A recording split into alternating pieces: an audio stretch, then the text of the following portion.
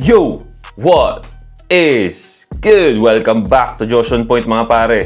So ngayon ang pag-uusapan natin kung bakit iwasan mong maging biktima ng modern society.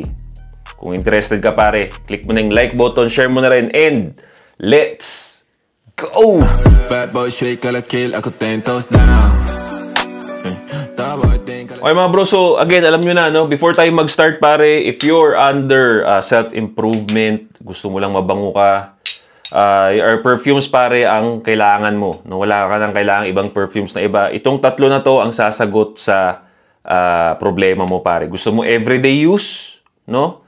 Seduce. Pag mainit, gusto mo low-key lang yung amoy mo dahil naiirita ka sa amoy. Foreplay ka pare. If you're on a date, gusto mo mapansin ka talaga pag pumasok ka, katabi mo yung chikas, ma-compliment ka talaga, climax. Or pare, available to sa Shopee at TikTok Shop. Check it out. Link in the description. Gusto humingi ng pasensya sa inyo mga pare. Wala tayong upload last week kasi dahil dun sa copyright ng pusuan or laruan na yan, pare, nabulilyaso yung mga plano ko sa pag-upload sa YouTube. So, yun ang dahilan, pare. Nakita nyo naman yan, pinost ko yan, na-copyright yung mga videos natin. So, dinilit ko na lang lahat. Dinilit ko na lang lahat ng pusuan or laruan videos ko pare kasi mahirap na. Maka 3 copy strike ka, ban ang YouTube mo. So sayang yung effort natin dito. So mabuting wag na lang natin i-review yung mga ganong videos. Okay? May nakita akong video sa TikTok, in-interview pare si Golden Retriever Guy. In-interview siya pare. Shoutout sa may-ari ng video na to, si Jean Mikado. Tama ba? So, siya yung may-ari ng video to. Siya rin ang nag-interview kay Golden Retriever Guy. At nalaman ko na Josh din ang pangalan na ito, pare. Katukayo natin to, bro. So, tignan natin, pare, kung ano yung masasabi niya after ng lahat ng nangyari. Josh, how have you been? Kamusta ka? How I've been? Not that well. For like the past months, I'm laying low. I'm focusing more on myself. I'm reflecting on what I've said. Everything that I've said na distasteful. I'm reflecting on myself na, oh yeah, that wasn't really nice to say. I could have done better. Right now, I'm focusing on my work, my family. I'm doing okay. So, yun ang sinabi niya, after niyang mabash, he's focusing on himself, focusing on his work, he's laying low. About sa mga sinabi niya daw doon sa dating show. I don't think, pare, wala siyang sinabi doon na offensive doon sa show niya. It's just that people are pointing out yun doon sa mannerism niya. Lalong-lalo na yung sinabi niyang Golden Retriever Guy siya. Hindi ako maghuhugas lang kamay dito, pare. This is the truth. Kung mapapanood niyo yung video ko, pare, okay? Kung mapapanood niyo yung video ko about sa kanya, hindi ko siya binash. Hindi ako nakakita ng mali sa ginagawa niya. It's just that isa siyang example ng biktima, okay, ng modern society. Okay? Siya yun. Sinabi ko yung sa video ko. Okay? Yung galaw niya, the way he described himself as a Golden Retriever Guy, he's been influenced, na-influensyahan to ng modern society. In his defense, wala siyang sinabing kahit anong offensive dun sa dating show na yun. Wala. Okay? Yung galaw niya lang. Actually, walang offensive na siyang sinabi dun sa mga babae. Wala. Yung galaw niya lang talaga ang nakita ng mga tao. And hindi niya kasalanan yun. Pag-usapan natin yan mamaya. I'm happy, na nandun yung kanyang accountability, pare. Okay? Accountability siya kasi galing sa kanya yung galaw niya. Wala siyang sinising iba. Makikita mo sa kanya yung pagiging lalaki niya pa rin, which is yung accountability. Alright? So, kudos kay paring Josh. Okay? So, tuloy natin. Negative comments, has that affected your mental health? Unang-una sa lahat, I've been doxxed. Of course, no one is going to be used at being bashed. All those derogatory comments, all those bad stuff defining me within 15 minutes worth. Some say it's warranted of me na deserve ko mabash. People should understand na it's a show. Even sa email, we were sent just a fun, light-hearted show. Light-hearted, guys. Light-hearted, hindi yung Well, actually, if ang situation pare, no, ang situation na lighthearted, no, meaning ang tao relax. Okay, relax ang mga tao diyan pag sinabi mong lighthearted event, lighthearted situation, lighthearted show.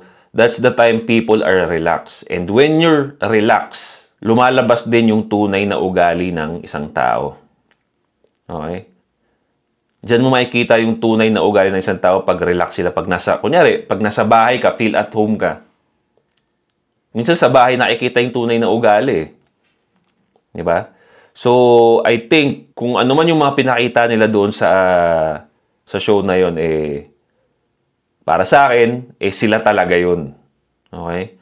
And yun ang consequences ng pagsali sa mga show. Sikat ka, nasa TV ka, singer ka, you are gonna be judge. Lalo-lalo na dating show yun. You're supposed to be judged sa dating show. Okay? So, it is what it is eh. Diba? Yan yung mga reality na kailangan yung tanggapin pag sumali kayo sa mga ganyang show. Kita ko lang sa message request ko, this, and that. So, let's be nice, guys. So yeah, yun yung update, no, kay Golden Retriever guy, ay Josh, kay parang Josh, aka the Golden Retriever guy. And para sa akin, no, I'm gonna stick with my comment doon sa first kong ginawang video sa kanya sa TikTok and Facebook, na si Tropa ay isang biktima ng modern society. Okay? Because pagpustahan tayo pare, itataya ko yung ano ba pwede kong itaya. Itataya ko to na yung Golden Retriever na yan, na Golden Retriever image na yan, hindi galing sa family niya yan. Okay? Kasi wala namang alam yung mga magulang natin sa ganyang shit eh. Yung mga Golden Retriever guy or personality na hindi yan galing sa magulang niya. Okay? Pustahan tayo. At hindi rin galing sa mga kalalakihan yan. Malabo, ang corny nga eh. Diba? Malabong galing sa atin yan. Uy, pare, magbaka Golden Retriever guy ka. Hindi. Okay? This comes from women na na-impluensyahan ng modern society. Modern society easily influence women, and then women broadcast it, and yung mga lalaking hindi gising sa katotohanan, yung mga lalaking prone pa sa mga ganitong klaseng BS, sila yung madaling ma-impluensyahan. Nakita niya siguro dahil si pare, syempre, wala siguro siyang masculine role model, di ba? Nag-base siya sa internet. Dahil sa internet, pag hindi ka marunong tumingin dyan, parang TV na kasi ang internet ngayon eh, di ba? Parang mainstream media na siya, no? Poison na rin ng social media ngayon. Pero maganda lang sa internet, pwede mong i-filter. Pero pag hindi ka marunong mag-filter, ang na-absorb mo ngayon yung mga BS. Unfortunately, ang na-absorb ni Tropa, dapat daw, Golden Retriever, na gusto, nakita niya siguro sa mga videos sa mga babae, na gusto ko ng Golden Retriever guy, gusto ko ng Golden Retriever. And he adopted it. And then, nung nailabas niya na yung Golden Retriever guy, sino ang unang mga na-turn off? Mga babae din mismo, di ba? The ones who says na gusto namin ng feminine guy, gusto namin ng Golden Retriever guy, gusto namin yung less masculinity na lalaki. Yun ang gusto nila. Lagi nilang nakikitang sinasabi nila yan. Lagi nating nakikita yan na sinasabi nila dun sa internet. And then, nung lumabas na, nasa harapan na nila yung sinasabi nilang ideal guy nila, sila ang unang-unang pagtatawanan yung lalaki. Kaya I'm gonna stick with, mag-stick ako doon sa opinion ko sa kanya. Hindi niya kasalanan yun. Kasalanan yan ng modern society. Kaya pag may nakikita ay mga feminine na lalaki, mga biktima yan.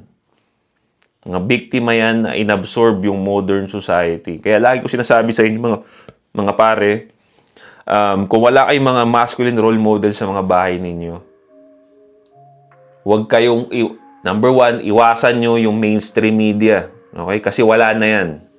Okay? Wala ka na makukuha dyan talaga. Internet na lang ang pag-asa mo. But again, internet, hindi rin siya okay. 100%. So, kailangan ma-filter mo kung ano talaga yung kailangan mong, kung nangangailangan ng masculine guide, maghanap ka ng mabuti doon at kilatasin mong mabuti. Huwag ka lang basta absorb ng absorb. Okay? Mag-isip bago mag-absorb. At saka pare, yun nga, lagi kong mga solid JOP dyan, napag-usapan natin na pagdating sa mga preferences standards, huwag kayong maikinig sa mga